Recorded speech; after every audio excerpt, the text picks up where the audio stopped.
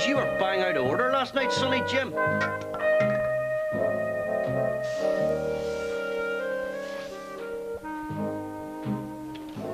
Don't you They become the most famous young faces in the country. Hey, strap. But what's it really like being a Coronation Street kid on and off screen? Hey, you, Stanley Matthews. Tonight, we're going to reveal all. If I could describe Corrie kids in one word, I would have to say nightmares. We were 16 on the biggest show in the country and just having a ball. Where are you going? Over the next 60 minutes, we'll tell all about those childish fights. Half of me was like, oh, I can't believe I've got to do that to Sam. Can't believe it. The other half was like, woohoo, Candy, she's getting to throw pizza in someone's face. Here. The teenage fashions. They dyed my hair at the front. They dyed it like pink. And, well, it was kind of blonde with pinky. It was just hideous. And the growing passions. Everyone's in there going, get in there, son, have it. Go on, do it. One for the lads. Have you ever snugged for about 10 minutes non-stop? And we'll find out what happened to the Coronation Street kids of yesteryear. Hello, Grandma. Where's the toffee tin? Including this cheeky young monkey who became a pop legend. It's like the mafia. Once you're in, once you're in. Once you're a Coronation Street kid, you're a Coronation Street kid, and I'm proud of it. Today's Coronation Street kids are household names. And the National Television Award goes to Sam Aston.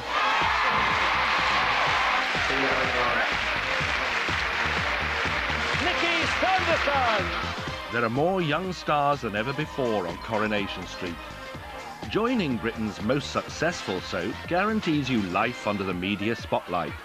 But probably nothing can beat the thrill of getting the part in the first place.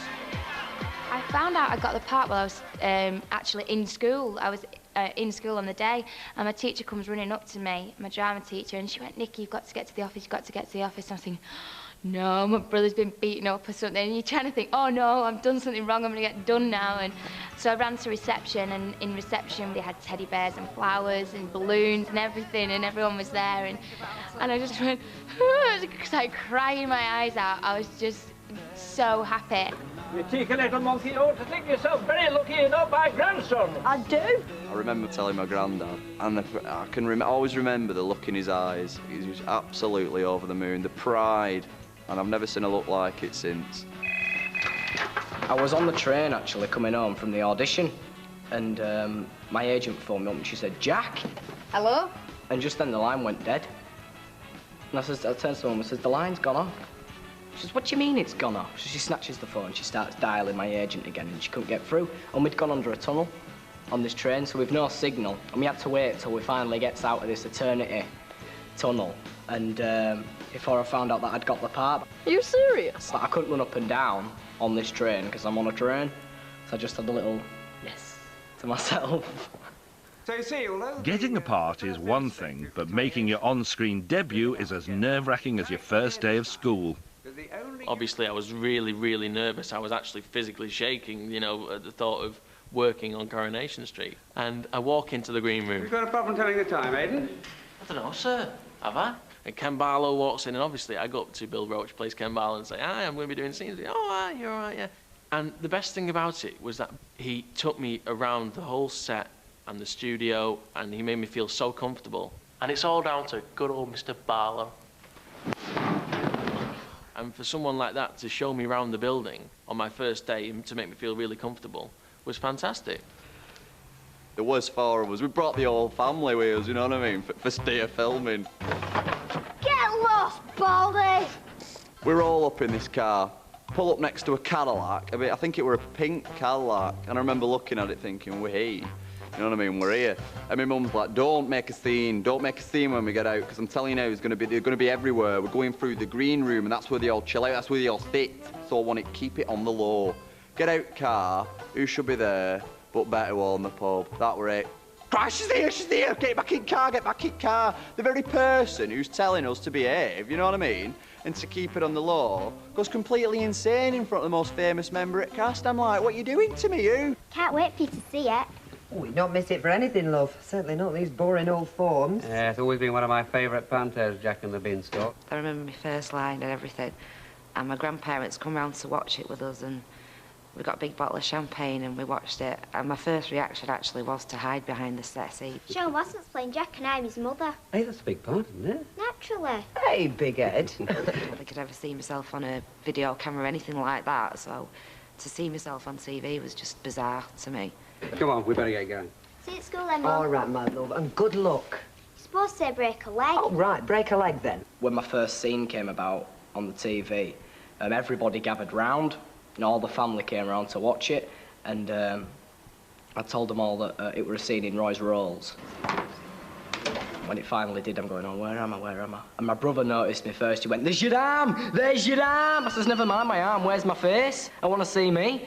And when I finally spoke and everything, I can remember my lines, actually. I said, hello. Hello? Hello. Hello? Yeah, who is it? Some woman. Some woman. Okay. Can I have an Eccles cake, Mum? Can I have an Eccles cake, Mum? Hello? Everybody can always remember the first lines and the first episode and what they were doing, but they can't remember the second one. No one can unless you did it wrong. Take my hand and come with me because you look so fine that I really want to make you mine. Of course, once you've got the part, you need to look the part. That's when you need a bit of faith in the Coronation Street wardrobe department. Now, everyone commits fashion crimes when they're young, but when it's the kids from Corrie, about 15 million people could appear as witnesses for the prosecution. 5, 6, come on and get your kicks. Now you don't need the money when you look like that, do you, honey? In the 1980s, one Coronation Street kid was a walking clothes horse for all that was naff about the fashions of the time. Some of the outfits I've had to wear in Coronation Street have been terrible. There was my school uniform to begin with. Nobody ever likes a school uniform, and I used to have to wear that a lot with a blue scarf. Ah, Jenny Wren, you're first back. Everything all right? Yeah, of course. Then there was big hair, big earrings, big shoulder pads. One of the worst outfits that I ever had to wear was when I was a Pomme de Light girl. Ta-da! You're not going out like that. Yeah, of course we are. First job tonight instead. Yeah. Which I think was some kind of cider drink or something. And that, bizarrely enough, was the storyline that led me into having the affair with the married man. He wouldn't have found me attractive in that gold army outfit, I'm quite sure. But it wasn't just the girls making those fatal fashion faux pas. The boys were at it too, and none more so than the McDonald twins. We were Jason Donovan lookalikes. Because Neighbours was really hot at the time, and there was the Jason and Kylie sort of shenanigans going on, and they had this idea that that's why they were bringing us in to rival Neighbours, because it was sort of ripping everything up at the time. We were brought in as Jason Donovan lookalikes to save the youth of the street. I've been to time to get this. I don't know. Money to burn. They gave us these huge leather belts and like tight t-shirts, which are fine for people who want to wear tight t-shirts. It's nice to see there's still some men with a touch of finesse. Oh, I opened the door for us as well, you know. But skinny, pale, you know, Mancunian lads don't really wear that. Well, it's very nice. It's very flamboyant. So they did dress us up very peculiar. If you want to get with me, better make it fast. Give it a rest, Leah. But Jason Donovan isn't the only pop star to have had a big influence on the passing fashions of the Coronation Street kids. She's not harming anybody. Doing my head in. Leave her alone. I look what you've done. Well, you should get out of the way then, shouldn't you? When Leanne and Toya arrived, they both looked horrendous. We had horrendous clothes. And I drew the short straw because they dyed my hair at the front. They dyed it like pink. And, well, it was kind of blonde with pinky. It was just hideous. How much is this? What is it? Conditioner. They were kind of going for the sort of Spice Girl look because the Spice Girls were very popular at that time.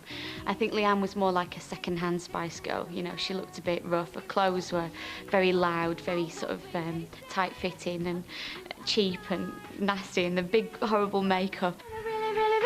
If you want to be my lover. You cannot put the words Toya and fashion in the same sentence. Excuse me, Mr. Barlow, can you report to school?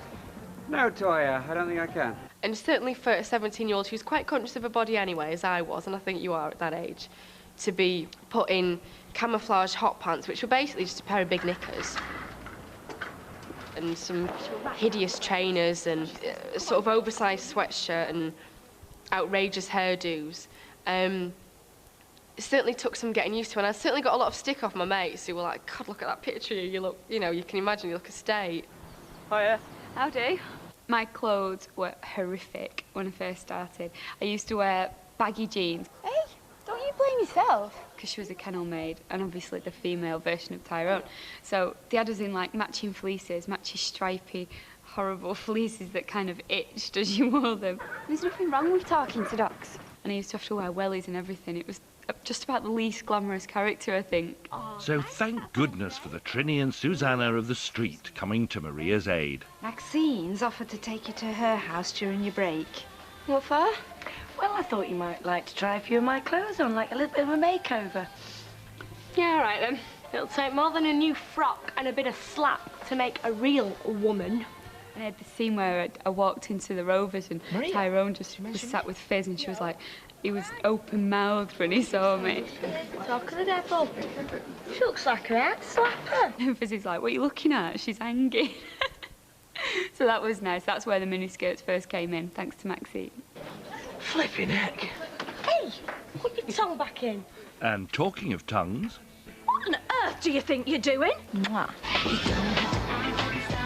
The only thing more embarrassing than dodgy fashion is dodgy passion, and the kids from Coronation Street get plenty of practice. I think you're dead nice. Honest. My first on-screen snog was with Bruno Langley, who played Todd, and I was his first on-screen snog, and we had to actually do a proper snog, like Rudy snog and everything. And then he had to pull away and go, "Now do you believe me?" And it was the cheesiest line you've ever heard in your life. Now do you believe me? And I just kept laughing, because it was just the way he had to go, "Now do you believe me?" Now do you believe me? And there's like 20 people stood around you, just watching, ready for you to snog, and you're just kind of like, I can't believe this is so embarrassing. Don't play the games that you play, 'cause you know that I won't. Why ain't you asking me to stay? 'Cause the man I'm gonna give you my... You know something, Tiger? It's always second helpings of that. I snogged at Sally and Kevin's party. Well, if it isn't Cinderella, eh? You were coming. There I was at the banister at the bottom of Sally and Kevin's. Instead of actually just kissing him so you could see the kissing, I was doing lots of hand-through hair acting. So you couldn't actually see how much I was kissing him. And there was a call that came down from the producer's office saying, can Sally Ann stop ruffling this man's hair so suggestively? It was too sexy, apparently, for Coronation Street. So it was back to the old job. What do you think you're doing? Well, I remember getting the script, finding that I had to kiss this girl, Andrea Young. You said you didn't like girls. No, never. I remember thinking, oh, OK then. I'll just get along with it. I'll just do what I have to do. Like snogging. Have you ever had a really, really long snog with anybody? Yeah. It wasn't until I was, like, rehearsing, doing it before, like, it's the real thing, action, and everyone's in there going, get in there, son, have it, go on, do it, one for the lads, and it was all a bit embarrassing then. Have you ever snogged for about 10 minutes non-stop?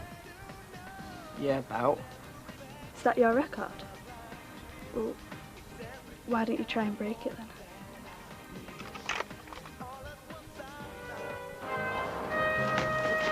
What are you doing here? Don't you just hate stopping in the middle of something? Still, there's plenty more action after the break when the street's latest young superstar, Sam Aston, gives a rare television interview. And who do you think he's talking about here? Oh, he's really nice. He's funny. Yeah, he swears a lot.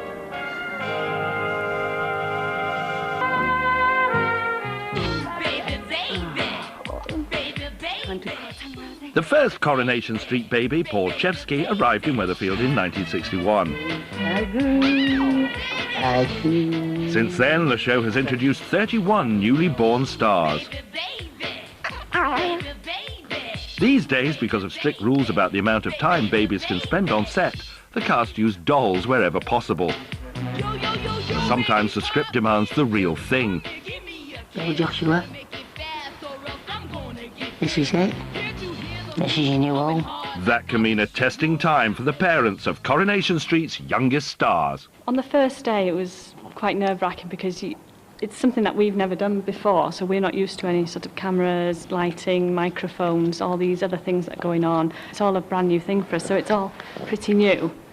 And obviously we're taking care of a baby, and babies, as anybody who's a parent know, are quite unpredictable, and they don't always do, as you can see, they don't always do what you might want them to do, or sit where you want them to sit. They undertake their own things. Finished. Oh, we haven't. Look at the way. I'll take the little one to bed. Oh dear, night-night, Joshua, night-night. Sleep tight, watch the bugs, don't bite. When we're at home, sometimes he even wants to come to Corrie. I'll say to him, what should we do today, Ben? He said, go to Corrie. And I have to explain we can't sort of just turn up. The only baby in the history of Coronation Street to be cast before he was born is Warren Jackson, who made his debut as Nicky Platt in 1981. Hey, he doesn't say much, does he? Oh, doesn't he? You just wait. Warren's mum was friends with Chris Quentin, who played Gail's first husband, Brian. Chris Quentin said that they might possibly be able to use you if you have a child with blonde hair and blue eyes.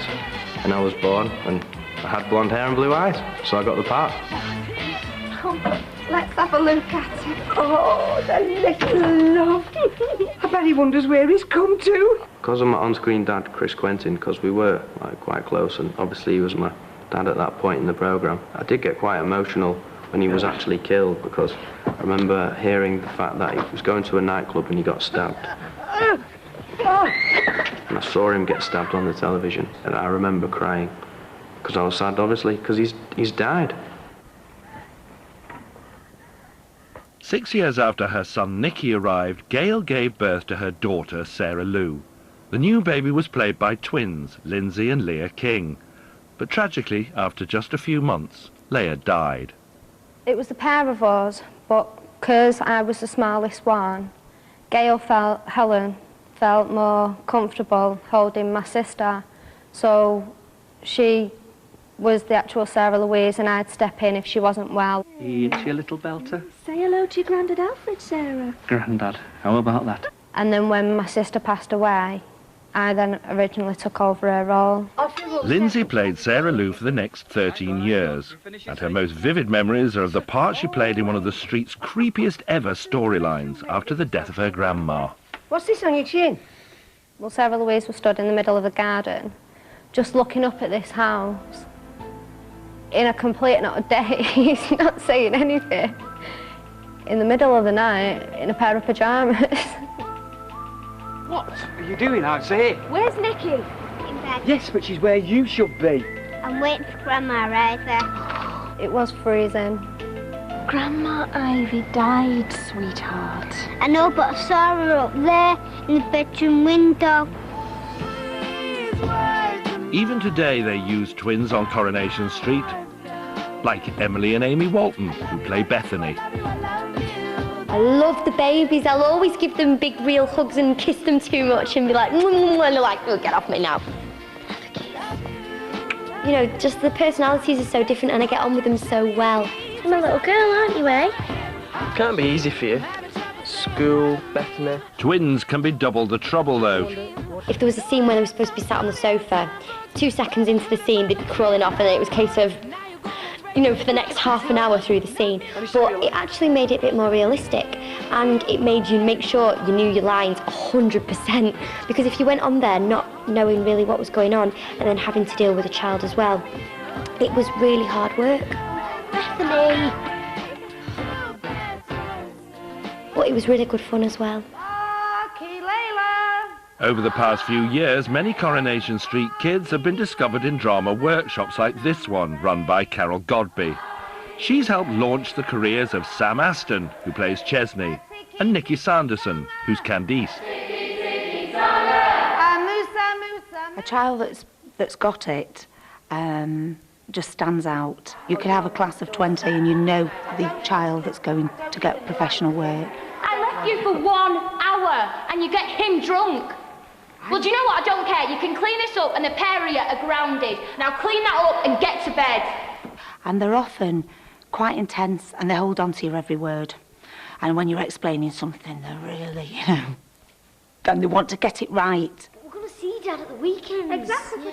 11-year-old Sam Aston is just that kind of young actor.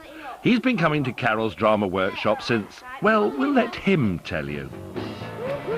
My name's Sam and I'm 6. When Sam Aston, who plays Chesney, first came to our drama workshop, I had a casting in for a commercial. So I got some of these young people, Sam being one of them, on tape to send to the casting director in London. And he's quite shy. He kept looking up and grunting at me. And I thought, oh, what a cute little boy. But I never thought for 1 minute then that he would go on to be the household name that he is now. Why don't you plant these seeds in the garden and grow me a bread tree? It was this ad that convinced Coronation Street Don't be stupid. Sam was the best thing since sliced bread. Here's my local. Shut up! I'm going, Anna. Come on, City. Come on, City. Result! They are gripped by Chesney Mania. Everyone who comes up to me on the street now, they used to say, where's Kurt, where's Tyrone? Now all they say is, where's Chesney? If you want to vote for your favourite Chesney lookalike, then here are the numbers to call. I love working with him. To me, it's like working one of my own kids. It's brilliant. I'll go to school, OK? You make it sound like a favour. Ches, it's the Lord of the land. But you hate the law. You hate coppers, traffic wardens, referees. I remember the time Sam came into work one day, and he was crying. And I went up to him, what's up, Sam? And he hugged me, and I hugged him. I said, come on, Sam, what's the problem? And he said, I want to do a paper round. I said, Sam, you can't do a paper round. It's impossible. Because every time you push a paper through the door, they're going to pull you in, sit you down and give you biscuits, tea and toffees or sweets, whatever you want, they're going to give it you because you're Chesney. You know, and this is Coronation Street. This is the world we all love to be in. If you don't love to be in this world, you leave it. And he said, I love it here. I said, yes. And I love you being here. And we had this conversation. And I thought to myself, I've got 4 kids of my own. And I've never spoke like this to them. Never. Les is kicking you out. He doesn't have to go right now. Get your shoes on. You're kicking me out, but what have I done? I had a scene with him where he had to make me cry. And I said to him, Sam, if you don't give me this, I can't react to it. So I need you to make me cry. I don't want to go. She'll keep coming back. You've got to live with your mum. At first, he didn't do it. And it wasn't because he couldn't do it. He just didn't understand it. And I said to him, Sam, I'm in the kitchen. Sam, you've got to go for this, mate. You've got to make me cry my eyes out here. Oh, well, when we did it, he did it. I cried. Please, I don't want to go. I'll be good, I promise. Please, Uncle Les. Please let me stay. It's my horse. What? Uncle Les. Uncle Les. No, Les, don't. That was, I mean, I was in the scene, but then when I watched it, I cried. It was just a bit sad, because I'm supposed to know it's not real, aren't I? Sam might be a superstar, but his mum makes sure he doesn't spend too much time in the spotlight when he isn't filming Coronation Street. It's not easy, though, when he keeps winning awards. You look cheeky there, don't you? But Sam doesn't seem overawed by fame. Ask him what he likes best about being a soap star, and he gives the kind of answer his mum would be proud of. Probably the people, working with the people and the crew. Yeah, they're all really nice. I mean, you settle in easy. And there's no downs about it. I really enjoy it. But what does he really think about his partner in crime and co-star Bruce Jones? Oh, he's really nice. He's funny. Yeah, he swears a lot. Tracy, will you turn that thing down? It's practically blasting the roof off. Despite appearances, the actors who played Tracy and Deirdre Barlow built up a close relationship behind the scenes too. Come on. The relationship between me and Annie, who played Deirdre, she's just absolutely fantastic person to begin with. She's lovely.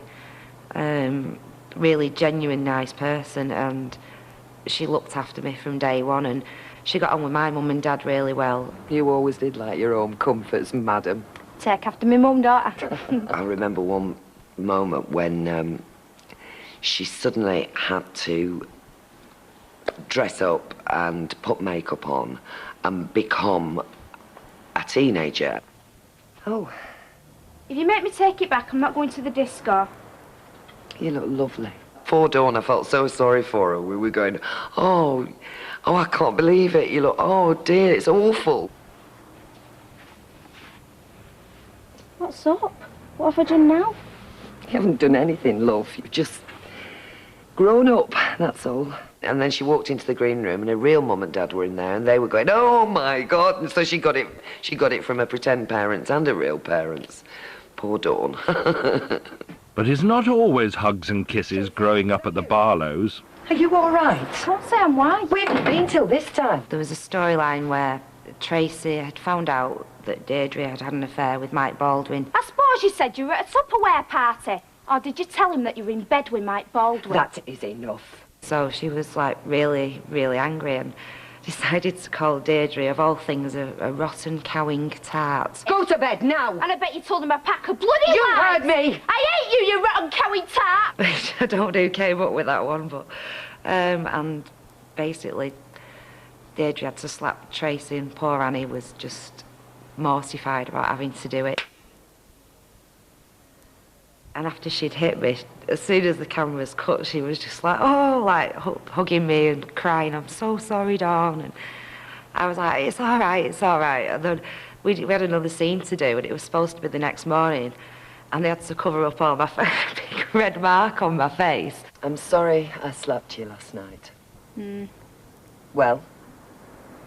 Nothing. Yep, you'd be hard-pushed to get anything out of some Coronation Street kids. But after the break, we'll find out more about the ones who've had a lot to say for themselves, including the child actor who became an international superstar. Here we come. So they say, you were on Coronation Street? No, you weren't. Yeah, I was. It's not like I sold 100 million records too, but you were on Coronation Street. Oh, you're so much better than me, Maria. Will you stop this, please? Look at you, and you're wondering why you've dumped you. Oh, what do you mean by that? Listen to yourself. You're like a little child. Scenes you seldom see.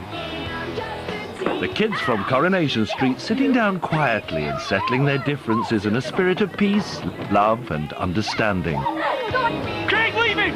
That's David! In fact, it's the fisticuffs and fight scenes the young actors look forward to the most. Said you were Chris, what are you going to do about that?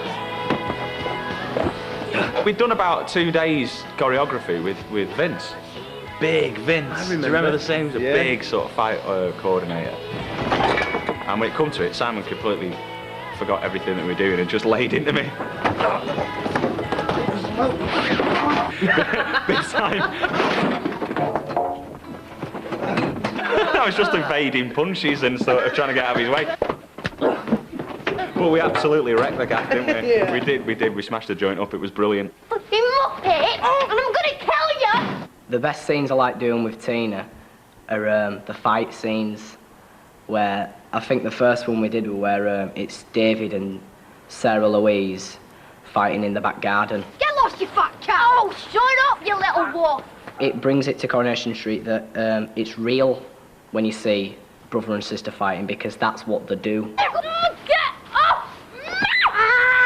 When we first got to do the rehearsals, we did it on, you know, a covered floor. But when it came down to it, it was so much fun. We were just like rolling around the floor on top of each other in the mud. And it was just a case of the muddier the better. You know, we didn't sort of kind of think, oh no, let's not do this. Oh, hello. It was great fun. And if it isn't mud wrestling, it's food fighting. Being left with egg on your face after a punch-up is one thing, but cheese, tomato and pineapple is something else. But when I read it and I thought, oh, I've got to throw pizza in her face, half of me was like, oh, I can't believe I've got to do that to Sam. Can't believe it. The other half was like, woohoo, Candice's getting to throw pizza in someone's face. So you cancelled my date so you could fix the date up for yourself? Yeah, well, you do the same to me, giving half the chance, Candice. Yeah? Well, hadn't you better get stuck in? Here. Sam didn't enjoy it. She had a face full of pizza, but I did. I thought it was really good. Shut up a minute. What is it? Oh, it's Kirk. He's singing our song. If they're not too busy declaring war on each other, sooner or later most Coronation Street kids will end up giving us a song. I'm Slim Shady, yes, I'm the real Shady. All you other Slim Shadys are just imitating. Well, I feel... It might be a karaoke competition at the Rovers, or like Adam Rickett, a real-life flirtation with the pop charts.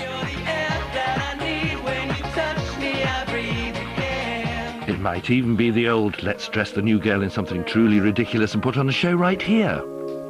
Kiss today goodbye, the sweetness and the sorrow. I did make a record when I was about 17, and we very nearly released it, And I was driving to work one day, and Simon Mayo was on the radio, and he said, oh, the good news is that somebody from EastEnders is releasing a record. He said, what is it about soap stars that makes them think they can sing? And I went, nope, I am not doing that. What I did for Thank God for Simon Mayo, that's all I can say. You better watch out, you better... Sadly, not every Coronation Street kid can be a singing sensation. Oh, Jason. Oh, my Christmas wishes just came true. But in 1961, a boy who was set to become the street's most famous pop star arrived in Weatherfield. Hello, Grandma. Where's the toffee tin? Where's your manners? You take your cap off and give your grandma a kiss. Leslie Morgan's only 8 and he doesn't have to kiss his grandma. I got the part because there was an ad in the Manchester Evening News saying wanted young boy to play a part in a television show. Actually, my Auntie Jessie answered the ad and sent me down there, so my Auntie Jessie was my first agent. Who's Shirley Bassey? Hello. You've said that before. I know. Can I get the toffee tin? I remember something that my mother said. My mother passed away in 1960, so she never saw me on Coronation Street. She saw me in the school play, and she saw me in the church Christmas Nativity. And I remember her saying to my father, you know, David wants to do this, he wants to be, you know, an actor, and he wants to, she said, he will. He will. And a year and a half later, I did. I was on Coronation Street. Here, just tell me again what your Auntie Madge said about me last bank holiday. The Auntie Madge gave me a shilling last week. Did she? Yeah. More than she's ever given me. It's nice to have a bit of money in your pocket, isn't it, Grandma? I got my feet wet, and as small as the part was, and as however I delivered the dialogue, that was my first taste of professional show business. Here we come, walking down the street. Only 5 years later, Davy Jones became a quarter of the Monkees, America's answer to the Beatles. Monkey Mania never quite topped Beatlemania, but their TV show was a huge hit in nearly 50 countries. It was instant sort of success, and that instigated concert tours all over the world. It was hysterical. It was something that you can't even imagine. Cheer up, sleepy Gino, what can it mean? They were even selling a button with a piece of my hair on it. So they were cutting my hair on the set, and somebody was sweeping it up, you know, and then putting the one piece of Davy hair, you know. It was like insane. Davy Jones has lived in America since 1962 and still performs to sell out crowds, but he hasn't been allowed to forget his roots. So they say, you were on Coronation Street? No, you weren't. Yeah, I was. It's not like I sold 100 million records too, but you were on Coronation Street? So, hey, I mean, don't knock it. I mean, it's the national service of acting, isn't it, really? If you ain't been in Coronation Street, you ain't been in nothing. Coronation Street might not always set up its young stars for life. Thank you very much. But most have done well out of their time on the show. I was lucky enough to be in a position where I could get a mortgage when I was 18, which, you know, I probably certainly couldn't do now, and none of my friends could do. And so I'm very privileged, and it was down to Coronation Street that I was in a position where I could do that. And although it felt, you know, terribly scary and terribly grown up, it was actually a fantastic thing to be able to do. £2 cover the cost? Thanks. bought my dad a Nissan Bluebird. How bad's that? It was a second-hand car. I think he needed a car, so I got him a Nissan Blue. I was like 13, you know what I mean? Buying my dad this Nissan Bluebird. He's going to kill me for that. Oh, well, really is Christmas, isn't it? It did help towards like getting my house and things like that. It did help when I had my little boy Thomas, with things like that as well financially, and a lot of it helped me to have really good fun as well, like 18, 19, 20, you know, I had such a good time. But fame sometimes comes at a price. Life can be difficult when no one treats you like a normal teenager anymore.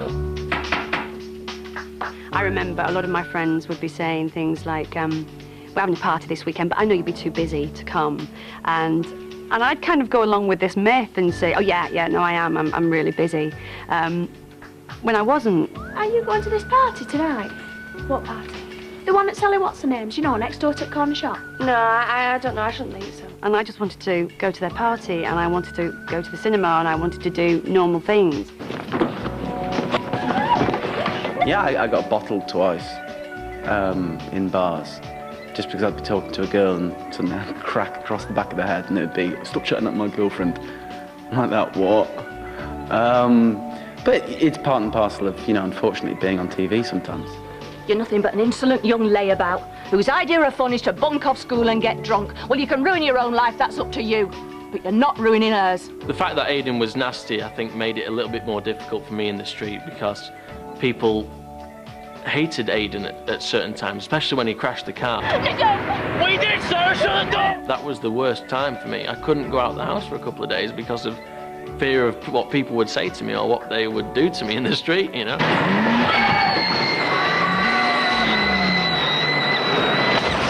Aidan wasn't the only kid to find things in Weatherfield coming to a screeching halt.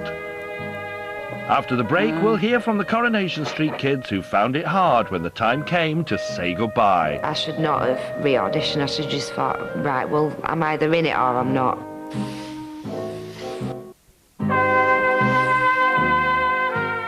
I'm gonna have this baby!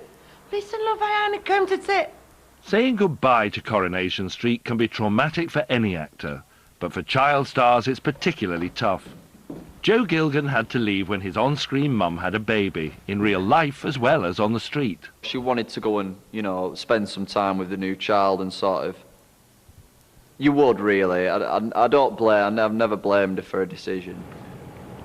I'm gonna miss that boy. Come on, Jack. Let him get off. It's like moving a different school, you know. You're leaving all your friends behind, they're going off to other places, and you'll probably never see him again. Since leaving Coronation Street, Joe has continued to act. This is him in Hollyoaks. And he is also enrolled in fashion school. To the cupboard. Hurry up and eat a wee. Although Joe left in happy circumstances, unfortunately, it doesn't always work out that way. The character Tracy generally has always been in and out of the street, and generally they'd always brought me back, but this time it wasn't made fully clear either at first. I didn't think that of what was going on, that they might recast either. Well, lovey, I never thought we'd be waving you off this afternoon. You just like making a big fuss, you do. But I was told that I could re-audition if I wanted to, which I think was the big mistake, that I should not have re-auditioned. I should just thought, right, well, I'm either in it or I'm not. Since 2002, Tracy has been played by Kate Ford. Oh, wow, what a lot here. Meanwhile, Dawn Acton has forged a new career as a DJ in Manchester. I definitely say that I found happiness and contentment, yeah. I've always loved music, so I always love going out having a good time, and to work in that kind of situation is great for me. Warren Jackson is probably the Corrie kid whose exit provoked the most controversy. Yeah, I was about 15, 16 years old, and I was doing my year out basically to concentrate on my schoolwork, so getting into my exams basically, and I was like 3/4 of the year into it, and then I had a reporter that came around to my house and told me that they were bringing Nick Tilsley back to Coronation Street, but it wouldn't be me that would be playing it.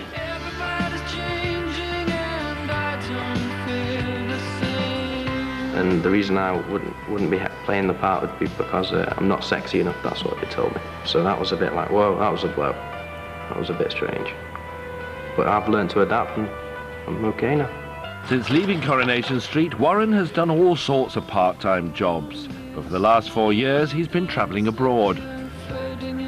I've been living in Holland, working at Schiphol Airport, driving the bags to and from the planes, me tootling around there. These big planes, taking the bags to Air Canada. That was very good. And I've been travelling, I've been in Greece, I've been in France, I've been around Asia, so I've had a good time. Keep an eye on your sister till I finish, then you can. As for the young actress who played Warren's on-screen sister, Sarah Lou, she decided to leave the show because of problems with other kids. I was getting bullied since primary school, all the way up into high school. I did find it difficult because it was as if everybody treated me differently to everybody else. Another chocolate. Another one? Yeah. That would be naughty. It might cheer you up. The one-time Sarah Lou is currently on a break from drama school and working at her local bakery. Meanwhile, the character she used to play is now Britain's best-known teenage mum and played by Tina O'Brien. To sit there now and watch Tina play her, it's weird. It was so strange. Last party I was at, it was like jelly ice cream and pin the tail on the donkey. It does upset me sometimes because that is one thing in my life that I want to do is act, and I would love to get back into me acting. Is that reality? They thought they'd said their last goodbyes to Coronation Street, but now Joe, Lindsay, Davy, Dawn and Warren are all grown up and they're back for their first pint in the Rovers.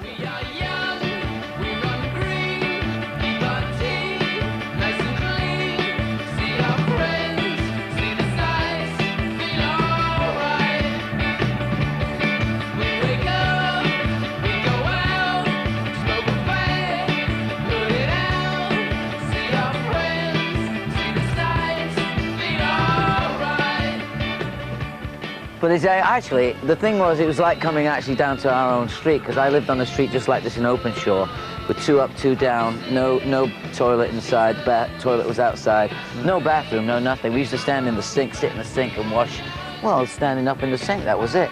Oi, get down here, you little thug, and open this door.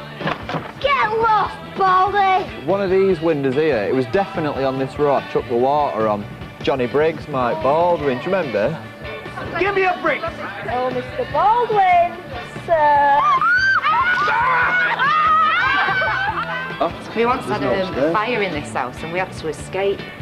We had to squeeze into the top part of those stairs. Me and Nick, who played Andy MacDonald, and then all proper smoke was in there. And just before I went for the take, they said, try not to breathe it in, guys, because it is toxic. And we were like, what, we're in it? Is anyone else out? Are you sure?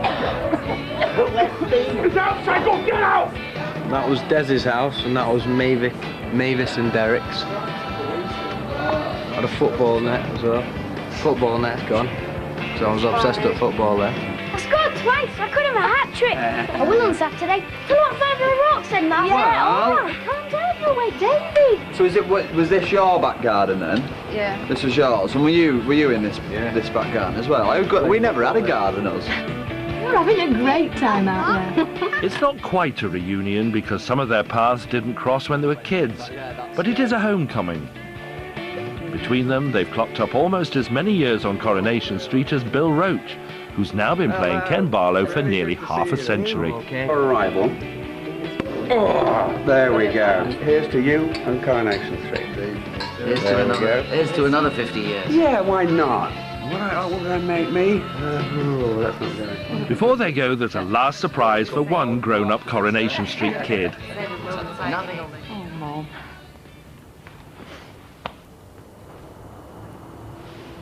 I love you.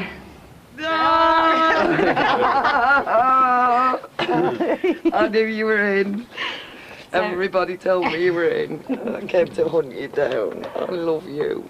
Are you alright, yeah? I'm fine, yeah. How are you? I'm brilliant, yeah. Oh, you look wonderful, love. Yeah. Thank you. It's great. Oh, darling, I miss you. Oh. I really miss you. There's no silliness. Oh, is there not? No. Is everybody sane? Well, no, they're all still mental, but they're not silly as you and me used to be.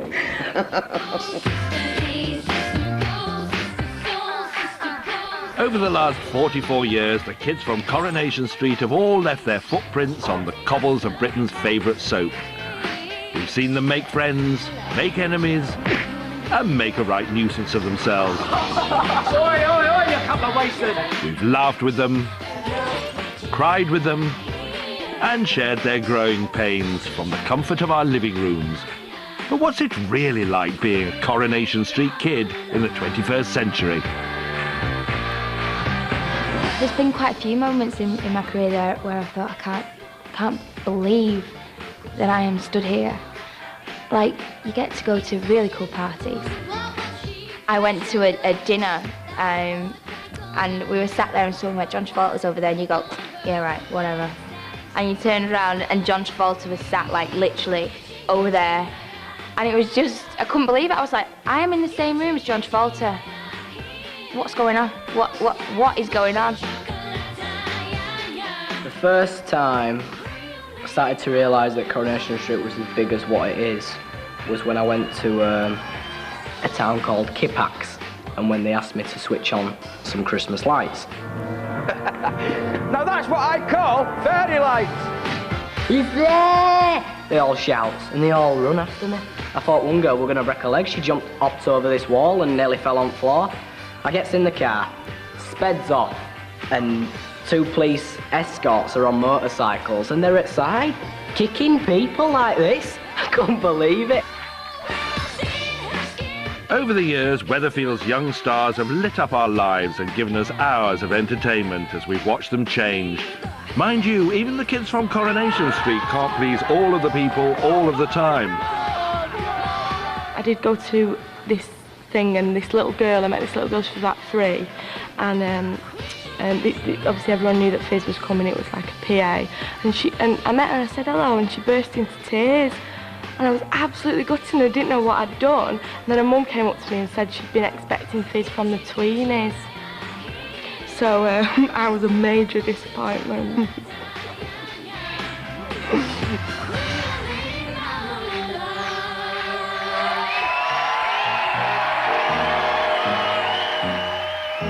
Nine become 8. Does that mean there'll be another grain of rice each? Someone else has got to go, and I'm a celebrity next here on ITV1, and it's up to you. While on to another real crime investigation, or on ITV3 now, crime drama as a local writers' circle are involved in a set of gruesome events in Midsummer Murders.